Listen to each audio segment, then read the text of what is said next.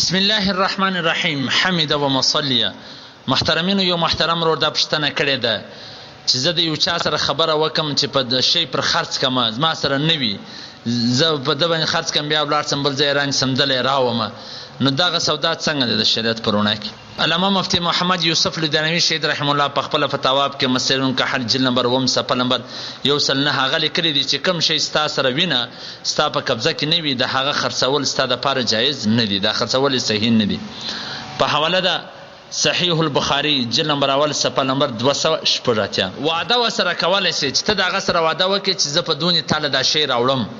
یعنی په 10 پیې دله راوړم یا په 20 پیې دله راوړم، وعده ورسره کولی شې. نو بیا چې هغه شی دې وله راوړي که چیرې هغه د ده خوښ سو خو ټیک دې سودا به وسي، که نه سو خوښ نو بیا په زوره ته په ده باندې نه سې اخیستلی، یعنی ستا په قبضه کې یو شی نشته ته یې نه سې خرڅولی، خالي هغو سره وعده کولی چې روز زه تاله دا شی راوړم په 10 پیې تا ته درکوم څنګه دی، که هغو ټیک دې راوړه نو بس وله راوړه، که بیا ده وکاتې پر طبیعت یې ولګېدی خوا دې واوښې که نه ولګېدی بیا په زوره ته به